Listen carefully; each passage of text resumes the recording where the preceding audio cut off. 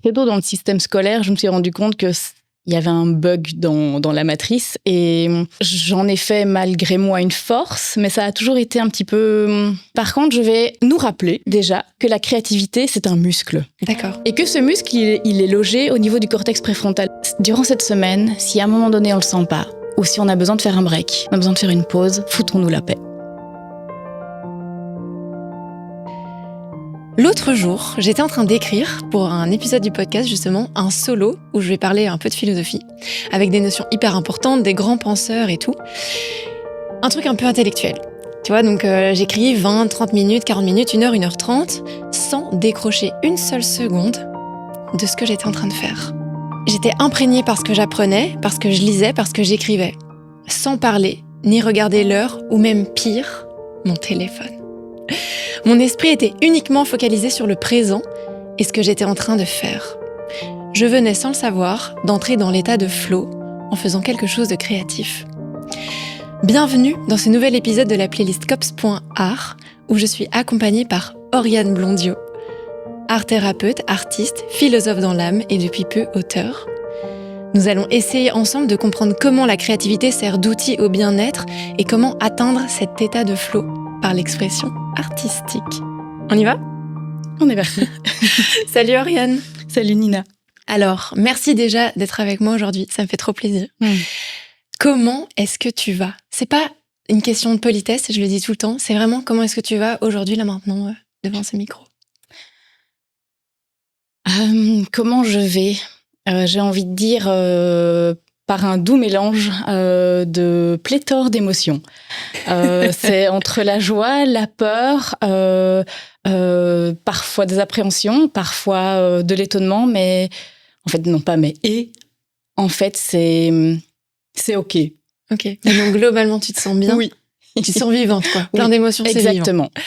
Trop bien. Alors, on va commencer avec un petit jeu, si tu veux bien. Et évidemment, ce jeu est valable pour toutes celles et ceux qui nous écoutent. Est-ce que tu peux te présenter sans citer ton prénom, ton âge, ni même ton métier ? C'est parti. C'est parti, let's go. Il était une fois, il y a quelques années, une petite fille était fortement intéressée par tout ce qui l'entourait. De la nature, aux couleurs, aux relations humaines.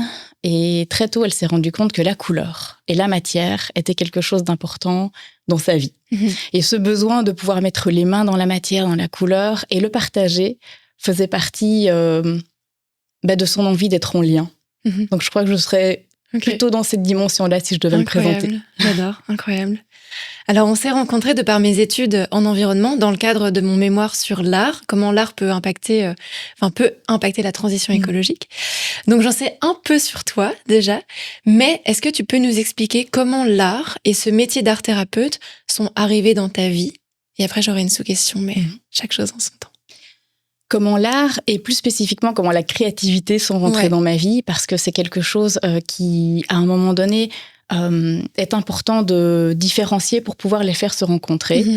Comme je l'expliquais dans l'intro, sans me présenter avec qui je suis exactement, cette notion de curiosité et de couleur et de matière sont très vite entrées dans ma vie parce que j'avais besoin de communiquer par ces outils, ces médiums. Et très tôt dans le système scolaire, je me suis rendu compte qu'il y avait un bug dans la matrice. Et dans ce système scolaire, j'en ai fait malgré moi une force, mais ça a toujours été un petit peu en marge de ce qui était proposé par rapport à une pédagogie très frontale et qui ne permettait pas justement cette curiosité et cette découverte spontanée par la matière, la couleur. Et c'est comme ça que j'ai fait des études en pédagogie. Donc je me suis dit, OK, j'ai rencontré des profs merveilleux qui m'ont donné envie de pouvoir transmettre cette différence entre guillemets. Et je me suis dit, peut-être que transmettre une vision, qui n'est pas ma vision, mais qui est une vision, parce que je ne suis pas du tout seule à entrer dans les apprentissages par ce besoin de manipuler, de faire du sens et en fait kiffer ce qui se passe. J'ai donc terminé mes études pour être enseignante en arts plastiques. Et malheureusement, là, je me suis aussi rendu compte que c'était fortement très linéaire. Et même des études en art nécessitaient de passer par une méthodologie qui demandait d'avoir des résultats dans l'immédiateté. Oui, c'est vrai. Okay. Et heureusement, encore dans mon parcours, je suis tombée sur des pédagogues, des humains, des humaines, des artistes qui m'ont permis d'explorer une pédagogie qui permettait justement l'exploration. Mm-hmm. Et c'est comme ça que je me suis formée en art-thérapie, où j'avais ce besoin de faire du sens, mais aussi de pouvoir accompagner des personnes qui étaient en souffrance et qui vivaient avec des difficultés d'apprentissage ou voire même des troubles d'apprentissage où le système scolaire n'était pas enclin à mettre en place ce qu'on appelle aujourd'hui des aménagements raisonnables, donc des outils spécifiques à leurs besoins. Et j'ai vraiment mêlé les deux, la pédagogie, l'art-thérapie, et puis l'orthopédagogie, qui est venue compléter ma pratique sur comment mettre en place ces outils pour les personnes à besoins spécifiques. Donc, c'est vraiment comment prôner l'inclusion dans la société. Alors moi, mon médium et ce qui me fait vibrer, c'est la créativité. Et donc, du coup, j'accompagne depuis plus de 10 ans au travers de la créativité en mettant en place des outils parfois très simples, où il n'y a pas besoin d'aller décrocher des étoiles pour pouvoir accompagner de la toute petite enfance à l'âge adulte via la créativité, notre créativité. Donc, ça vient vraiment depuis l'enfance. Oui. Donc, on va expliquer maintenant un peu ce que c'est l'art-thérapie, mais on va faire un petit jeu. Encore, j'adore les petits jeux. Je vais te poser une série de questions pour rentrer en profondeur dans certains sujets. L'objectif, ton objectif, ce sera d'y répondre le plus spontanément possible. Donc, de pas trop réfléchir. Les premières choses qui te viennent, ce sera la réponse. OK ? C'est parti. Alors, c'est quoi l'art-thérapie ? Alors, l'art-thérapie, c'est un accompagnement qui va permettre de s'exprimer au travers du médium artistique. Que ce soit la peinture, la danse, le chant, la cuisine, du jardinage même. Pour pouvoir, à un moment donné, défocaliser d'une problématique, d'un danger, d'un inconnu, pour vraiment venir reconnecter aux émotions et à ce qui se passe dans l'ici et maintenant. D'accord. Le vecteur est vraiment l'art soutenu par la créativité pour viser un mieux-être. Donc l'art-thérapie est destinée à tout le monde. Est-ce qu'il y a une séance type ? Si oui, comment elle se déroule ? Alors, c'est une question auquel je n'ai pas encore la réponse, parce que depuis que je suis art-thérapeute, il n'y a pas eu une seule fois de séance type. J'imagine. C'était une question, je connaissais déjà la réponse. Mais... Par contre, c'est vrai que c'est intéressant, à un moment donné, de pouvoir mettre en place une ligne de conduite. Et dans les accompagnements que j'ai pu mener, et que je mène encore, que je guide, en général, ça passe toujours par le non-verbal. Okay. Il n'y a pas besoin d'aller mettre des mots sur ce qui va se passer. Et je ne dis même pas dans l'interprétation, parce que ça, c'est même pas envisageable dans l'art-thérapie. C'est vraiment ce qui va se passer dans l'instant, au travers d'une posture, au travers d'un échange de regards. Et ça fait encore plus sens, parce que depuis le début de ma pratique en art-thérapie, j'accompagne beaucoup d'enfants, d'adolescents et de jeunes adultes avec autisme de grande dépendance, où ils sont non-oralisants ou non-oralisantes. Donc, on passe vraiment par cette posture, par le corps, par les échanges.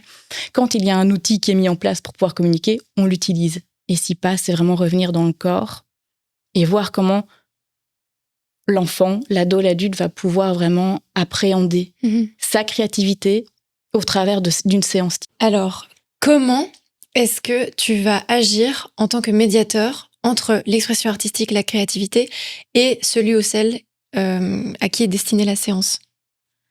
Comment est-ce que tu te positionnes ? C'est intéressant parce que c'est ce que j'aborde aussi à un moment donné dans l'ouvrage qui va bientôt sortir. On en parlera, non, dis pas plus. Alors moi, ma posture, c'est vraiment une posture... si je devais l'imager, si je devais la mettre en dessin ou par image, ce serait, dans un premier temps, je donne la main à une personne. Et puis petit à petit, j'apprends à cette personne à pouvoir la lâcher. Mais elle sait qu'elle est là. Et qu'à tout moment, elle peut venir la ressaisir. Et donc, il y a vraiment cette posture d'accompagnatrice, de guide à un moment donné, mais sans montrer spécifiquement ce qui va se passer. D'accord. Je suis vraiment cette personne, sur laquelle on peut venir s'appuyer, mais qui ne va pas donner toutes les réponses parce que je n'ai pas ces réponses. Et donc, il y a vraiment cet ancrage qui est à la fois nécessaire et en même temps de support pour pouvoir prendre enracinement et confiance et se dire, OK, mais c'est pas moi qui ai les réponses, c'est la personne qui est en face de moi. Donc, je suis vraiment cette main qui accompagne, mais sans forcer. Il y a vraiment cette dynamique de fluidité et d'échange constant entre la personne qui vit cette séance et moi qui suis là pour l'accompagner. Mais tu vois, là où l'art-thérapie va presque comme un psychologue agir sur le profond de l'être humain, sur même un pan psychologique de sa personne, comment est-ce que ça se différencie d'une séance de psychologie? Alors, le psy va pas forcément toucher au manuel, à la créativité, à la matière et tout. Comment est-ce qu'on sait qu'on devrait plus se diriger vers un psychologue ou plus vers un art-thérapeute? Ça permet de remettre en perspective des choses hyper intéressantes, Nina. Ce que tu mentionnes ici, c'est avant toute chose, effectivement, c'est rappeler que l'art-thérapie, c'est pas du coloriage. Et que dans le mot art-thérapie, il y a effectivement une forme de thérapie. Oui. Et qui dit thérapie, dit une personne professionnelle, donc un ou une médiateur, médiatrice, qui va venir à un moment donné accompagner une autre personne. Et donc, c'est intéressant parce que ça permet aussi de remettre en évidence que ce qui se passe, c'est minimum à deux. Donc, il y a la personne qui vient vivre la séance d'art-thérapie et le ou la professionnelle qui va proposer cette séance d'art-thérapie. Et donc, ce n'est absolument pas ce qu'on va retrouver dans les magasins ou dans les grandes librairies. On va faire son art-thérapie dans un carnet de coloriage. Oui. Non, c'est important de rappeler que pour pouvoir vivre une thérapie, pour pouvoir vivre l'art-thérapie, il faut être deux. Et ça se vit dans l'échange. Et la différence avec effectivement une séance avec un psy ou une psy et une séance avec un ou une art-thérapeute, c'est qu'en art-thérapie, il y a vraiment l'outil créatif qui est au cœur. Donc, on va vraiment passer par le corps, va choisir, identifier le médium utilisé. Bon, alors, je n'ai aucunement la prétention de dire que je suis une danseuse ou chanteuse. Ouais. Je sais que moi, mon médium de prédilection, ça reste la photo, surtout la photo argentique, la peinture, le dessin, le collage et l'écriture. Et donc, je sais que là-dedans, je peux proposer des portes ouvertes. Et en général, c'est pour ça qu'on vient me trouver. On ne vient jamais me trouver parce que je vais pouvoir créer une chorégraphie. Je n'en ai absolument pas la prétention. Justement, je pouvais t'en parler. Et donc, il y a vraiment cette différence où en art-thérapie, c'est vraiment le médium artistique soutenu par la créativité qui vient se déposer dans les accompagnements.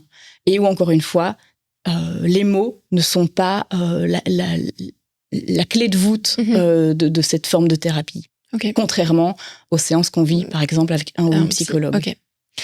Comment est-ce que tu te sens dans le monde aujourd'hui ? Ce serait faux de dire que je me sens épanouie à 100%. Et en même temps, je suis remplie d'espoir et remplie de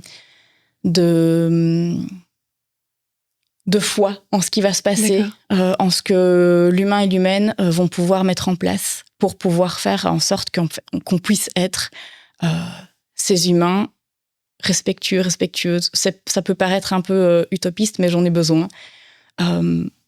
Et que chacun et chacune à sa manière, on puisse vraiment pérenniser et vivre en accord avec la planète et les humains. Si tu devais définir nos sociétés humaines en trois adjectifs, tu dirais lesquels ? Valable aussi pour celles et ceux qui nous écoutent. Donc faites l'exercice, ça peut être vraiment chouette. Je dirais le premier mot. C'est compliqué parce que j'ai envie de dire. C'est vraiment spontané, c'est tout ce qui te vient. Oui. Ce seront peut-être pas des adjectifs du coup. Connexion, village. Et je dirais, du coup, c'est un verbe qui ne sera pas conjugué, mais je dirais, on peut le conjuguer, je dirais éparpillé. D'accord. Dispersé, ouais. Oui, dispersé plutôt, oui. Pourquoi village ? Parce que je suis en train de vivre de manière personnelle, mais aussi de manière collective, dans toute aventure humaine, on a besoin d'un village, on a besoin de pouvoir compter sur d'autres personnes que sur soi. Ok, je sentais que ça allait être quelque chose de super. Dans ta pratique artistique, c'est quand la dernière fois que tu as ressenti l'état de flow? Oh, il n'y a pas longtemps. Et la c'était chance. pas du tout lorsque j'écrivais ou je dessinais ou je photographiais. Okay. Je me suis inscrite à un cours de danse récemment. J'adore. En plus, avec mon meilleur ami, c'est ça qui est génial, et qui propose des cours de danse où on va vraiment écouter le mouvement intérieur. Et on va pas reproduire une chorégraphie. Mm-hmm. Et j'ai dansé avec une grand-mère. J'avais jamais dansé avec une grand-mère et je pense que ça m'a fait replonger dans une partie de mon enfance où j'aimais bouger de manière spontanée et je voyais ma grand-mère qui m'encourageait, qui n'a jamais dansé avec moi, mais qui m'encourageait et j'ai senti, j'ai ressenti, j'ai vécu et je pense que cette grand-mère a vécu la même chose où les larmes nous sont montées aux yeux tellement c'était à la fois fluide, évident, pas du tout calculé. Pourtant, il y avait des personnes autour et où je me suis dit, en fait, c'est ça. Alors que je ne maîtrise absolument pas de chorégraphie, mais il y a eu cette connexion, ce village autour et cet instant de « Oh, waouh, je me plonge dedans. » Et pas besoin de résultat. Ce qui est là est OK. Alors, mais parlons un peu justement de cet état. Est-ce que l'état de flow, c'est une finalité lors des séances d'art-thérapie? Alors, tu viens de dire, je me suis auto-sabotée en fait, parce que tu viens de dire qu'en fait, il n'y avait pas vraiment de résultat, on s'en foutait du résultat. Mais est-ce que généralement, c'est quelque chose que tu recherches chez la personne à qui tu dessines cette séance? Pas du tout. Okay. Pas du tout, parce que la personne arrive avec son vécu, sa journée, ou avec une émotion ou des émotions spécifiques sur le moment. Et parfois, ça peut être complètement à l'opposé du flow, justement. Par contre, là où ça peut être intéressant et où je vais, moi, tout doucement, faire glisser la créativité, c'est vers un mieux-être. Donc, ouais. Pour à un moment donné, pouvoir lâcher. Mais la finalité n'est absolument pas cet état de flow, parce que ça nécessite extrêmement beaucoup de temps. C'est sûr. Oui. Mais justement, on va parler un petit peu de l'étymologie de ce mot et aussi des composants qui la font. On verra que le temps est quand même très important. Alors, on va en parler justement de ce flow. Et d'ailleurs, c'est flow, pas comme le correcteur automatique du téléphone, F-L-O-T, mais F-L-O-W. Alors, en anglais, donc flow, c'est vraiment ce qui coule. Disons-le. Alors, d'un point de vue étymologique et historique, l'état de flow, c'est un état psychologique de concentration intense et d'immersion totale dans une activité où l'on se sent pleinement engagé et satisfait, en perdant la notion du temps et de soi-même. Alors, la personne qui a popularisé ce concept, cette notion psychologique, c'est le psychologue Mihaly. Alors, excusez-moi, Csikszentmihalyi. Voilà, je vous donne pas la phonétique exacte, mais c'est à peu près ça. Tu veux essayer? Non. Alors, j'avais écouté donc pas mal de podcasts et lu pas mal d'articles à ce sujet. Et d'ailleurs, je mettrai toutes les références en biographie.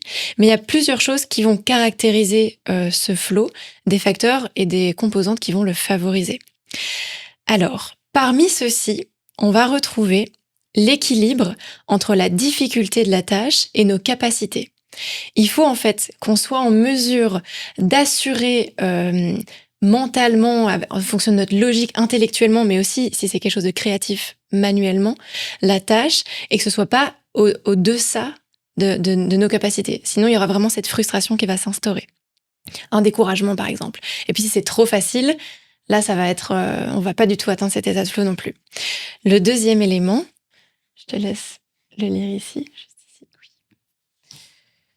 Est-ce que je peux digresser et revenir sur le premier élément? Oui, bien sûr. Parce qu'en fait, il est extrêmement intéressant et d'un point de vue développemental, mais aussi surtout créatif, je ne peux pas dissocier, moi, la créativité de la pédagogie.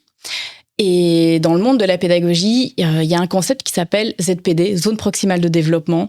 Et c'est ce moment où une personne qui est en phase d'apprentissage va se permettre pleinement d'oser entrer dans un nouvel apprentissage, imaginons la nage. Et c'est très bien, parce que ça permet d'illustrer ce premier concept, où en général, quand on commence à nager, on demande d'avoir du matériel, une bouée, des brassards, ou d'avoir une personne en face de nous qui puisse nous réceptionner, nous encourager. Et cette zone proximale de développement, par rapport à cet état de flow, c'est effectivement quand on va pouvoir tout doucement supprimer les bouées et les brassards et se sentir presque libre de dire « Ok, peut-être que je vais essayer un mouvement de brasse ou peut-être que je vois qu'il y a quelqu'un qui est au loin, mais je sais que je vais pouvoir y aller. » Et avoir ce sentiment de compétence et acquérir ce prolongement de cette nouvelle chose apprise, du coup de la nage, de la brasse, peu importe, ou même ne fût-ce que de ne plus avoir pied dans l'eau, et de se dire « Waouh, j'y suis arrivée ». Et en créativité, c'est la même chose. Et c'est exactement ce qui est dit entre cet équilibre entre la difficulté de la tâche et nos capacités. C'est comment est-ce que je me sens suffisamment en confiance, entourée, aimée. La confiance est très importante aussi. Avec un village autour de moi, ou si mon village, c'est la personne qui fait « Bravo, tu vas y arriver », c'est OK. Et pour pouvoir tendre vers un nouvel apprentissage ou avec un autre objectif, peu importe, mais vraiment se sentir dans cette zone. Je sais que j'y suis pas encore tout à fait, mais j'y arrive. Ouais. Et c'est exactement la même chose. État de flow, créativité, apprentissage. Ma capacité à y aller, même si je sais que j'ai pas encore totalement la maîtrise, mais je sais que je suis entourée, aimée suffisamment et que je peux y aller. C'est génial de se dire qu'en fait, tout est interconnecté. Ouais, bien sûr. De la créativité à la pédagogie à la vie, en fait. Incroyable. Et donc, le deuxième élément, c'est la fusion entre l'attention et l'action. Alors, si je dois l'expliquer moi avec mes mots, cette fusion entre l'attention et l'action, c'est comment est-ce que je suis suffisamment interpellée, intéressée par ce qui va se passer. J'ai pas besoin, dans un premier temps, de mettre des mots compliqués, alambiqués. Non. Je sais que je suis suffisamment attentif pour pouvoir effectuer un nouvel apprentissage, un moment de création, pour mettre en place des stratégies ou une envie d'y aller. C'est ça. Et donc, en fait, ce que le psychologue Mihaly, on va oublier le nom de famille, mais disait en fait dans cette deuxième composante, c'est que cette fusion entre l'attention et l'action, c'est une capacité cérébrale d'agir, de exécuter un mouvement, par exemple, sans forcément le conscientiser. C'est là où, justement, on revient à ce premier élément où il faut justement une mesure, un équilibre entre la difficulté et les compétences. Par exemple, un danseur qui va faire une chorégraphie, il connaît la chorégraphie, il n'a pas besoin d'y réfléchir, de conscientiser. Voilà, dans cet état de flow, en fait, on ne doit pas spécialement conscientiser, c'est naturel, c'est fluide. Voilà. Le troisième élément est en lien et c'est le paradoxe du contrôle. Alors celui-là, je l'adore. Parce qu'en fait, quand on arrive dans l'état de flow, on agit de façon presque inconsciente. On est dedans, on réfléchit pas, ok, là je fais quoi? C'est vraiment naturel, on ne pense pas. Or, aujourd'hui, on réfléchit tout le temps, on contrôle tout, on veut tout contrôler du moins. Et donc là, il y a ce paradoxe du contrôle. Dans un monde où on veut tout contrôler, eh bien là, en fait, on ne contrôle presque plus rien. En tout cas, intellectuellement parlant. Alors, la quatrième composante du flow, c'est la clarté de l'objectif. Et j'ai envie encore de mettre en évidence et de revenir sur qu'est-ce que la créativité. Oui, ça fait partie d'une des prochaines questions, mais je t'autorise, disons, à l'expliquer. Je ne vais pas spécifiquement y répondre, mais par contre, je vais nous rappeler déjà que la créativité, c'est un muscle. D'accord. Et que ce muscle, il est logé au niveau du cortex préfrontal. Le cortex préfrontal, c'est tout ce qui se trouve ici au niveau de l'avant de notre cerveau. Et ce cortex préfrontal, il est relié aux fonctions exécutives. Je sais, je digresse avec mes termes un peu alambiqués et très pédagogiques. Non, c'est très très bien. Mais c'est intéressant de faire les liens parce que ces fonctions exécutives, elles font partie de nous. Et se dire que ces fonctions exécutives qui sont des manières d'être au monde, qui sont de l'ordre de la planification, qui sont de l'ordre de comment est-ce que je vais exécuter une tâche, de quelle manière, à quel moment, comment est-ce que je vais inhiber à un moment donné l'information. Et en créativité, c'est la même chose. D'accord. Si la tâche, l'objectif, la consigne n'est pas suffisamment claire, comment est-ce que je vais pouvoir justement me glisser dans ma créativité, dans une nouvelle chorégraphie, dans une recette de cuisine qui me fascine, mais c'est pas suffisamment clair. Donc, comment est-ce que je vais pouvoir mettre en place des stratégies pour pouvoir vivre ma créativité et rentrer dans cet état de flow? D'accord. Donc, excuse-moi, je t'interromps 2 secondes, mais en gros, le fait de poser clairement son objectif dépend du cortex préfrontal. Alors, c'est intéressant parce que ça permet de rappeler que les fonctions exécutives, parfois, elles sont abîmées ou elles ne fonctionnent pas, entre guillemets, de la même manière lorsqu'il y a des besoins spécifiques, lorsqu'il y a handicap, lorsqu'il y a difficulté d'apprentissage. Et donc, effectivement, si une consigne n'est pas suffisamment claire, si une consigne n'est pas suffisamment travaillée en amont, appréhendée, parfois, ça peut poser question, effectivement. D'accord. Surtout, effectivement, quand... alors, la science évolue très, très, très vite, mais on n'a pas encore accès à des coupes frontales de notre cerveau, etc. Donc, ça passe par des tests psychométriques.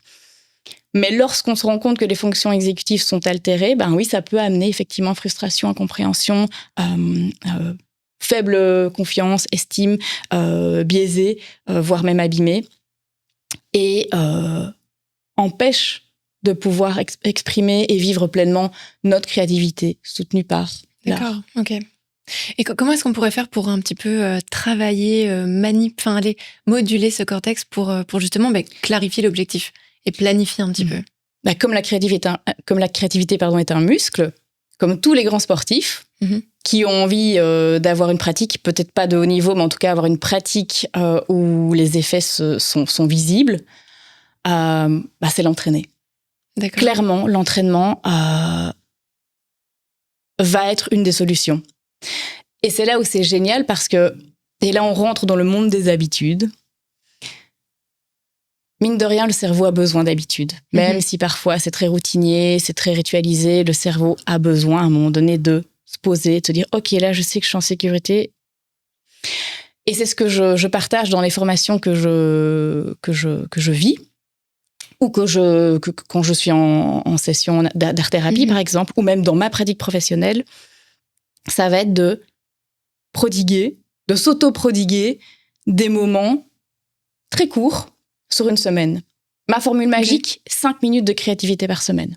Comme 5 minutes ? Ça paraît risible, oui.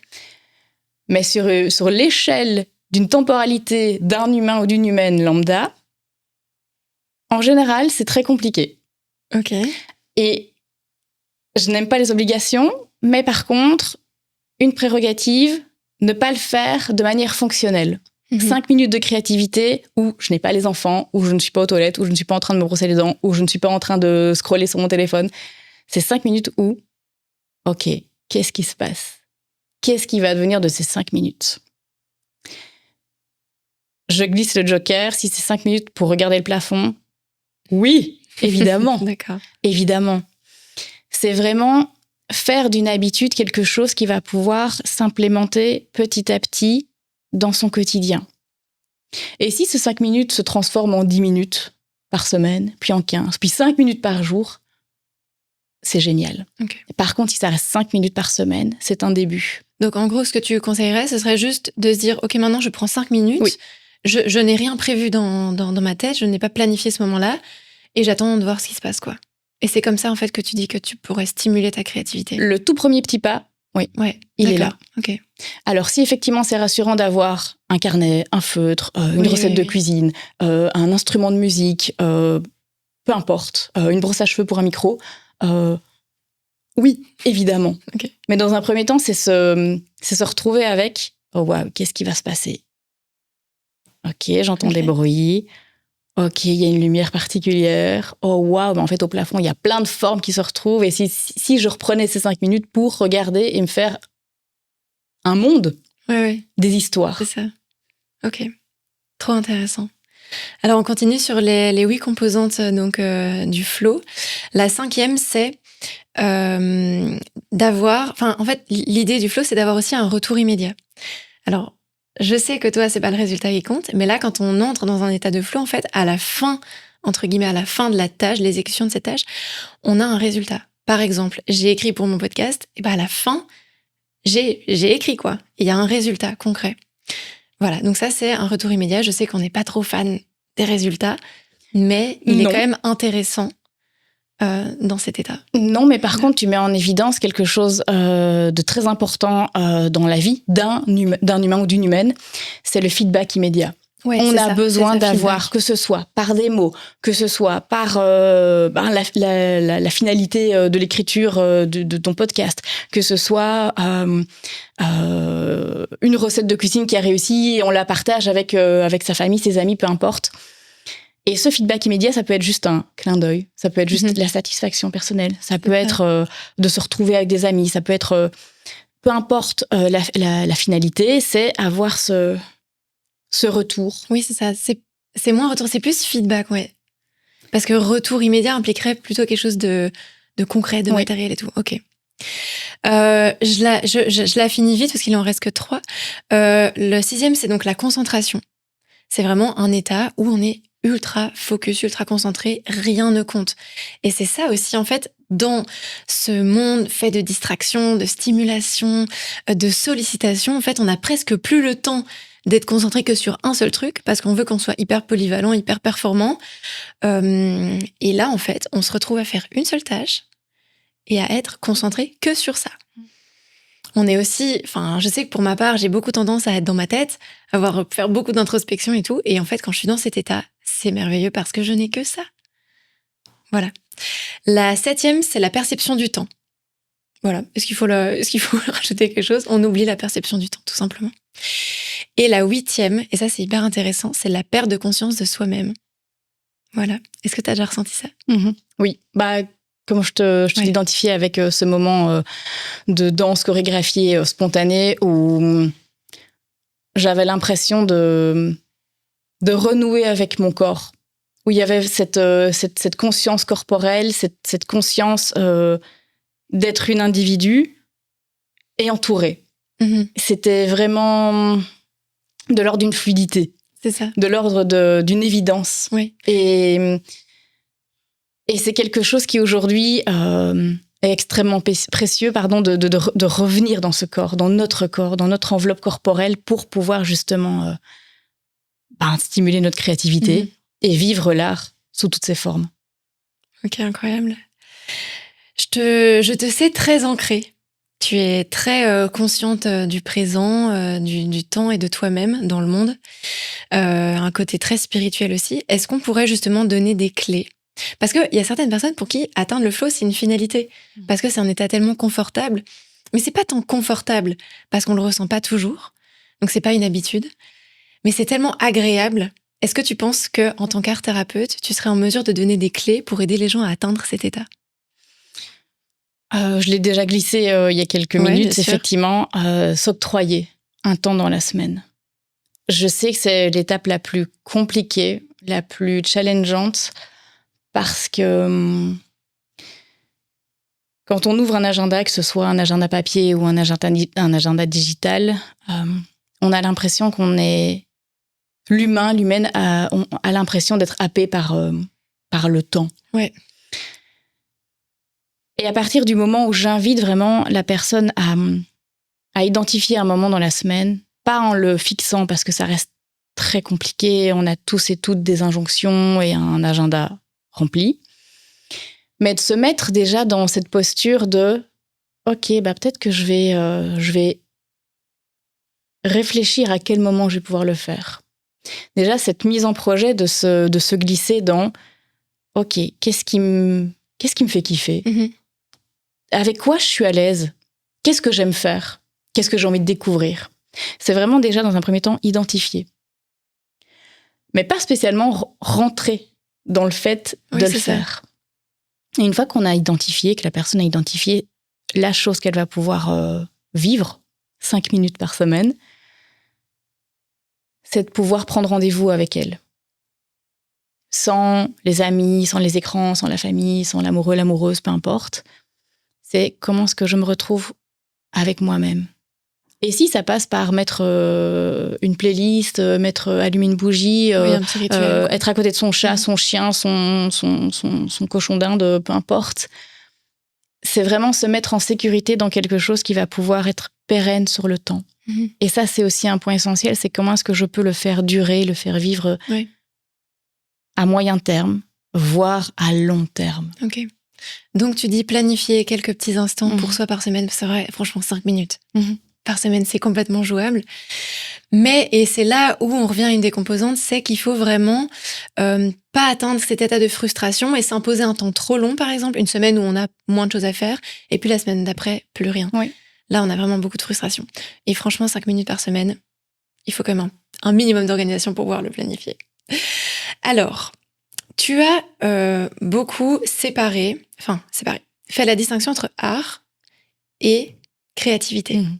Alors, dis-nous, finalement, c'est quoi la différence ? Alors, je vais remettre en contexte parce que donc j'ai fait des études artistiques pour commencer, où j'ai baigné dans ce bain de l'art. Où j'ai découvert des artistes, que ce soit des musiciens, que ce soit des peintres ou des peintresses, que ce soit des chorégraphes, que ce soit des sculpteurs ou des sculptrices, peu importe. Vraiment, la clé de voûte et l'enracinement, c'était le milieu artistique, où j'ai appris des techniques. J'ai appris à graver, même si c'est pas ce que je préfère. J'ai appris à utiliser la peinture à l'huile, j'ai appris à utiliser de l'aquarelle, j'ai appris à utiliser de la tempera. Donc, c'est une peinture que les peintres et les peintresses du Moyen-Âge utilisaient. D'accord. Merveilleux, cette technique. J'ai appris à découper, j'ai appris à faire du collage. Enfin, bref, il y a eu un apprentissage avec une finalité de tu vas montrer ce qui va être fait. Et si un jour un mécène ou une mécène passe par là, peut-être que tu vas devenir un ou une artiste reconnue, tu vas exposer, tu vas pouvoir avoir des moments d'exposition dans des galeries, dans des musées. Il y a vraiment cette visée de je vais en faire mon métier. Il va y avoir un aspect pécunier, il va y avoir un aspect retour sur investissement dans le sens où c'est mon boulot, c'est mon travail. Je suis artiste. Mais j'entends aussi dans ce que tu dis une forme de pression, du coup. Oui. De devoir faire bien pour que les gens trouvent ça joli. Effectivement. Il y a aussi une dimension esthétique. Une dimension esthétique et une dimension de résultat. C'est ça. Et lorsque j'ai vraiment pris conscience que la créativité était en balancement et en même temps extrêmement liée à l'art, c'est comme s'il y avait une pression que je m'étais mise sur les épaules qui s'était délestée. Et petit à petit, a pu laisser place à « Ok, en fait, je fais du processus un mieux-être. » Et la créativité, c'est ça. On est tous et toutes créatifs et créatives. Mais tout le monde ne le sait pas. Hein, alors, tout le monde ne le sait plus. Parce qu'en fait, dès la toute petite enfance, on a eu ce besoin de toucher, de manipuler, de découvrir, de fonctionner par essai-erreur. D'avoir cette diversité de nouveautés, de propositions. Et on nous a jamais dit, bah écoute, tu vas marcher parce que tu comprends, dans 15 ans, tu iras à l'école. Parce que dans 30 ans, tu vas devoir prendre le métro ou rouler, etc. Il y avait vraiment cette notion d'apprentissage pour pouvoir, certes, être un humain et une humaine inclus dans la société, mais on nous a laissé ce processus d'apprentissage prendre cours. Au travers de la manipulation, au travers de l'exploration sensorielle, au travers des moments où on a pâtissé, où on a peint, où on a mis en couleur, peu importe, où on a vraiment parcouru toutes les notions d'apprentissage qu'on pouvait vivre de la petite enfance, de l'enfance. Et puis, dans l'entrée, en général à l'école primaire, on rentre dans ces notions, effectivement, d'apprentissage, mais où il y a une finalité, où il y a un résultat qui est demandé. Ne fût-ce que tu remplis ton journal de classe, tu vas être interrogé sur ça, il va y avoir des évaluations de fin d'année, tu dois pouvoir répondre à des compétences acquises ou pas, et donc du coup, c'est remis en question. Et cette notion de créativité, tout doucement, se disloque et disparaît. Parce qu'on est vraiment mis dans une forme de je dois atteindre un objectif, mais attention, si c'est trop plaisant, ça ne sera pas considéré comme quelque chose d'appris. Ouais. On reste encore, heureusement, de plus en plus, merci les neurosciences, merci les pédagogies qui mettent en place une manière d'être au monde, je ne vais pas dire différente, parce que on devrait tous être différents dans la manière dont on apprend, mais qui permet de respecter ce rythme d'exploration, de sensorialité, de processus. Et elle est là la grande différence avec la créativité, c'est ma créativité n'est pas la même que la tienne. Ma créativité, je la vis de l'intérieur, et ma créativité peut être évolutive. À un moment donné, peut-être que je vais adorer faire de la cuisine, et que dans 6 mois, je vais vouloir aller danser le tango tellement ça m'anime, mais par contre, j'ai plus trop envie de pâtisser, et donc du coup, je vais me reconnecter à mon corps par la danse, et je vais vivre ce processus. Ok. Il y a vraiment cette différence-là qui est essentielle à mettre en place. L'art, c'est vraiment, il y a une finalité de résultat, et la créativité, il y a vraiment cette dimension de je vis ce processus, j'explore. Ouais, c'est hyper intéressant. Et je l'alimente avec qui je suis dans un premier temps et avec ce qui se passe autour. Ok, mais donc les deux sont différents, mais pas totalement séparés, quoi. C'est interconnecté, mais pour moi, c'est vraiment important de faire la différence pour pouvoir, en fait, c'est une phrase que j'adore répéter déjà pour moi, c'est j'apprends à me foutre la paix grâce à ma créativité. D'accord. Et c'est vrai que donc déjà, la créativité, donc le résultat, c'est qu'on la trouve partout. Oui. Elle est partout. Tout à fait. D'accord. Tant qu'elle est dans un processus, au mieux-être. Oui. Dans le meilleur des cas. Oui, mais c'est vrai que parfois, il n'y a pas cette notion de mieux-être parce que la personne est dans un moment de sa vie où n'a pas encore accès à ça, et c'est OK. D'accord. Et en fait, là, tu vois, par exemple, tu disais, oui, tout le monde est créatif. Et moi, je ne me considère pas comme quelqu'un de créatif, dans le sens où, par exemple, je me lance à fond sur les réseaux pour l'instant. Il y a des moments où je suis devant mon écran à ne pas savoir ce que je vais faire pendant genre des longues minutes. Mais c'est long, et je me dis, mais t'as aucune créativité. Regarde toutes ces filles, tous ces garçons qui font les réseaux sociaux, ils ont tellement de choses à dire, tellement d'idées. Qu'est-ce que tu dirais à quelqu'un qui se sent pas créatif ? C'est tout à fait légitime. Et ça fait partie des 4 étapes de la créativité, justement. Le syndrome de la page blanche. Waouh! Comment est-ce que je vais faire pour contrer ce syndrome ? Avec, en plus, le syndrome de la comparaison. Ah ouais, très fort, ça. Et ça fait très boumeux, ce que je vais dire. Avec les réseaux sociaux, on est en plein dedans. Ah oui, mais ça, c'est clair. Et c'est normal. Nous sommes avec un outil merveilleux, mais constamment sollicités. Ouais. Constamment en train de se mettre en porte-à-faux de « Oh waouh, il y a ça qui est fait, mais en même temps, moi, j'ai peut-être pas fait ça comme ça, ou j'ai eu cette idée, mais du coup, j'ai pas trouvé les mots, ou j'ai pas trouvé l'impulsion de le faire à ce moment-là. Par où je vais ?» Et c'est en fait tout à fait normal. En fait, non, ça fait pas boubeux, c'est juste que ça fait partie du processus tout à fait normal de vivre en fait cette créativité, parce que on a toujours été en lien et on a besoin de ce lien. Mais par contre, parfois, oui, ça fait mal. Ça fait mal à l'ego de se dire zut, j'ai pas eu cette idée à ce moment-là, ou zut, j'arrive pas à le mettre en place. Et cet état de flow, en fait, il est là. C'est à un moment donné accepter que parfois c'est le creux de la vague, et qu'à un moment donné, je vais me servir de ce creux de vague pour pouvoir me replonger et laisser le temps, en fait. C'est marrant que t'aies fait pas cette comparaison, mais que t'aies inclus dans le fait de ne pas se sentir créatif cette notion d'ego. C'est vrai, moi j'étais là, mais j'ai pas d'ego, même dans d'autres circonstances. Et en fait, c'est vrai que là, ça m'a fait un petit tilt en mode... Mais en fait, c'est vrai, je n'accepte pas de ne pas avoir de créativité par exigence, par perfectionnisme et tout. Donc clairement, c'est de l'ego, parce que j'ai envie de me sentir capable et tout. Hyper intéressant. Je vais bien approfondir cette notion d'ego, je pense, chez le psy. Et rassure-toi et rassurons-nous, nous sommes tous et toutes créatives. Clairement, c'est se rappeler que parfois, juste choisir sa paire de chaussettes c'est un acte militant de créativité. C'est vrai. Il n'y a pas besoin d'être avec des tenues mirobolantes ou d'avoir une vie complètement loufoque ou avoir un mobilier complètement décalé. Non, la créativité, c'est une posture. Mm-hmm. Si tu as envie de mettre une paire de boucles d'oreilles à cet instant-là, parce que effectivement, ça réveille chez toi cet aspect créatif et ce besoin de créativité, elle est là, la créativité. En fait, la créativité égale simplicité. Mm-hmm. C'est marrant aussi que tu parles de vestimentaire parce que la tenue que je porte aujourd'hui est offerte par le nouveau partenaire du podcast qui s'appelle Sean et qui m'a permis justement de développer ce côté un peu créatif d'un point de vue de style. Mm-hmm. Donc voilà, donc je les remercie énormément. C'était une petite digression, c'était très très bien comme petit passage. Donc merci beaucoup à eux et je mettrai évidemment tous les liens en description. Avant de commencer à clore cet épisode, tu as auto-édité un livre. Oui.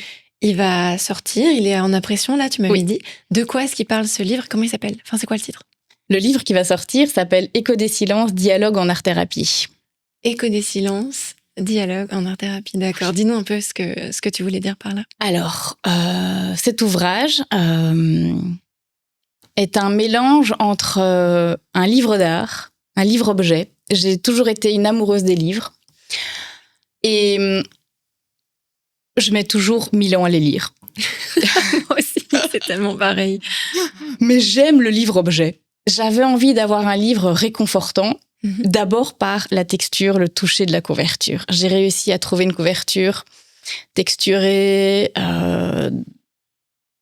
qui est à l'image des livres que j'ai toujours aimé avoir et qui puisse être déposé sur la table. Et si à un moment donné, j'ai envie de le lire après une pause, en écoutant un podcast, en écoutant de la musique, je peux l'ouvrir à n'importe quelle page et je peux me plonger dedans. Ça, c'était la première envie, c'était avoir un livre-objet que j'ai envie de peut-être pas lire tout de suite, mais j'ai envie de le voir exister dans ma maison. Ouais. Ensuite, j'aime les mots. J'aime les mots... Ça ne se voit pas du tout. Simples. J'aime les mots parfois complexes et j'aime jouer avec. Et il y a 12 ans, j'ai rencontré Peter, qui est un jeune adulte autiste, qui est non-oralisant. Et c'est le tout premier accompagnement que j'ai vécu en art-thérapie. J'avais milieu de la vingtaine. J'étais pas du tout certaine de ce que j'allais faire. Et puis Peter est arrivé dans ma vie. Ses parents sont arrivés dans ma vie. Professionnelle. Et puis maintenant, c'est devenu presque une amitié parce que ça fait 12 ans qu'on se connaît. Et j'ai découvert une autre manière de pouvoir vivre la créativité, soutenue du coup par l'art-thérapie et l'art. Et avec Peter, ça fait 12 ans qu'on se voit une fois par semaine pour pouvoir vraiment développer sa créativité, qui est devenue notre créativité,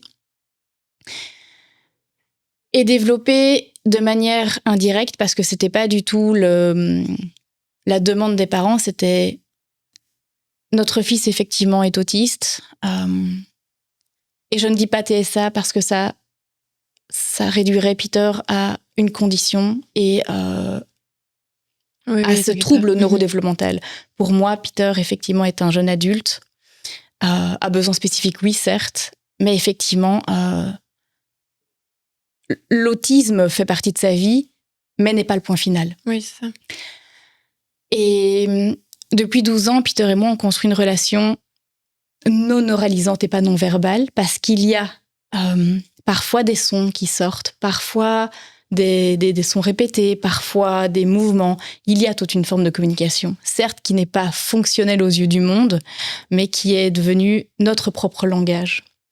Où, depuis 12 ans, nous cheminons, nous découvrons des techniques, mais ce qui compte, c'est le processus. C'est vraiment ce chemin, ce cheminement où Peter découvre, où Peter a appris à toucher des couleurs sans spécifiquement les mettre en bouche, parce qu'il a ce besoin vital de passer par la matière et passer par « je goûte les choses » et c'est OK.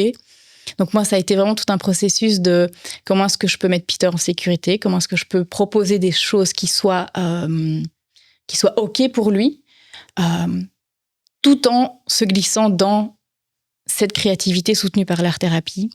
Et on a découvert de l'aquarelle, de la terre, de l'argile, de la peinture acrylique, de la gouache, des peintures végétales, du collage, une forme d'écriture imagée et symbolique, de l'encre déchirée. Enfin bref, on a vraiment parcouru une multitude de techniques et en 2018, plus ou moins, j'ai commencé à sortir mon appareil photo argentique où je me suis dit, je ne sais pas ce que ça va donner. Je ne sais pas si un jour j'en ferai quelque chose. Et quand j'ai développé la première pellicule, je me suis rendu compte qu'il y avait quelque chose à raconter. Et de manière tout à fait naturelle, de 2018 à aujourd'hui, ces photos font partie de notre histoire. Et donc, dans ce bouquin, il y a ça. Il y a le processus. Il y a l'histoire de l'art-thérapie, il y a l'histoire aussi, qu'est-ce que l'autisme, et puis au milieu, il y a notre histoire, Peter, okay. Le processus créatif, et comment est-ce que je l'accompagne. Ah oui, d'accord, ok. Donc ça fait vraiment partie intégrante de l'histoire. Je pensais qu'il t'avait inspiré pour le titre. Tu disais Écho des silences. Oui, alors Écho des silences, c'est juste par rapport au fait que Peter est non-oralisant, oui, okay. Mais que dans le silence, il y a plein de subtilités et il y a plein, je pourrais même presque dire, du bruit en fait. Ce n'est jamais silencieux. Ok, incroyable. Où est-ce que ce livre sera dispo ? Alors comme il est auto-édité, il sera disponible sur mon site internet et je vais, parce que je découvre un nouveau métier, être autrice en auto-édition, c'est un vrai métier. Et donc, je vais tout doucement développer la communication et aller frapper aux portes des librairies qui sont partantes de pouvoir l'avoir en librairie. Donc ça, c'est le nouveau métier que je suis en train d'apprendre. Pouvoir communiquer sur le livre. Trop bien. Où est-ce qu'on peut rediriger les gens ? Donc, tu es hyper active sur Instagram ? J'essaye, même si c'est pas toujours fluide et que c'est un gros challenge pour moi. Mais donc oui, j'ai mon compte Instagram, Éveilleuse d'empreintes. J'ai mon site internet et j'ai une newsletter. Éveilleuse d'empreintes, ça s'appelle tout ? Oui. Incroyable. Je savais pas du tout que tu avais une newsletter. J'adore. J'adore ça. Alors, Oriane, je te dois quelque chose parce que à la fin de chaque podcast, chaque épisode, je dis qu'on ne décide pas toujours des fins, mais que je laisse à l'invité justement l'opportunité de clore de la manière dont il le souhaite. Et ça, c'est vrai que je te le dois parce que pour un entretien sur mon mémoire, on avait justement parlé des fins, etc. Donc, merci pour ça. Et là, je boucle la boucle en te disant comment est-ce que tu aimerais finir cet épisode ? Je nous propose de clôturer cet épisode en se promettant une chose. C'est, durant cette semaine, si à un moment donné on le sent pas, ou si on a besoin de faire un break, on a besoin de faire une pause, foutons-nous la paix. Merci beaucoup, Ariane. C'est très touchant. Honnêtement, c'est parce que aussi ça suscite des choses en moi d'un point de vue personnel, donc ça me rend très sensible. Mais extrêmement bonne manière de clore cet épisode. Merci beaucoup. J'espère que cet épisode vous aura plu autant qu'il m'a plu. Tu te sens toujours bien ? Oui, merci Trop à toi. Bien. Merci pour ce travail. Bravo pour ton livre. Je vais mettre absolument toutes les ressources, y compris les références du flow, etc., dans la description du podcast et sur les réseaux sociaux, sur Instagram et tout.